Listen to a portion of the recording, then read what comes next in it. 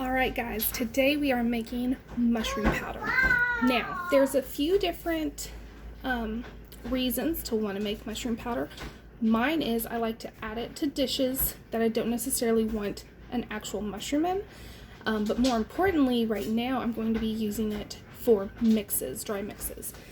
So I already have about 2 gallons of dehydrated mushrooms. If you had fresh mushrooms, you would want to completely dehydrate them first. I mean crisp, dehydrate. And then do the process that I'm getting ready to show you. Since mine are already dehydrated, I'm going to show you from this point. If you want to see from the beginning, let me know down in the comments and I will be more than happy to do some fresh mushrooms and dehydrate them because I'm going to want a fresh batch. Anyway, so I'm going to be showing you in a blender. A lot of people use a Vitamix, but those are expensive, and I'm going to show you how you can easily do it in a blender. I have some that's already done. This was filled to about right here, and as you can see, it's all the way down to here now. And I've let it rest for about 5 minutes. That's very important. If you open this as soon as you're done making it into a powder, you're just going to get a big poof of powder right up your nose. So let it rest for about 5 minutes before you open it. So I'm going to get this out and then I'll show you a fresh batch. Well, I'll show you how I do it. So stay tuned. Okay, so this is the amount we got from about a half gallon. That's all it makes, so it's a great way to save space too. So all you have to do is put your dehydrated mushrooms right there. These were Baby Bella's, and then I only fill it about to here, so there's about that much space at the top. And then, since it's not a Vitamix, I'm going to pulse it until I can't see any chunks anymore. You wouldn't have to do this with a Vitamix, but again, I don't have one.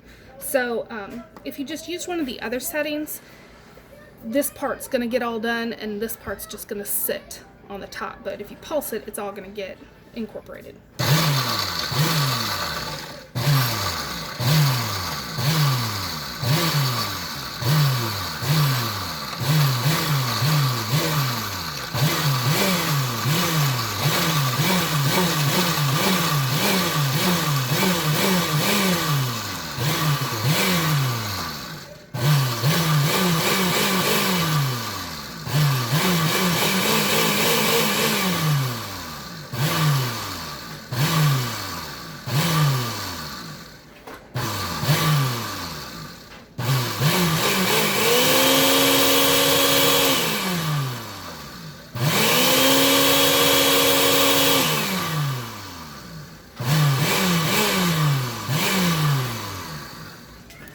And we're done.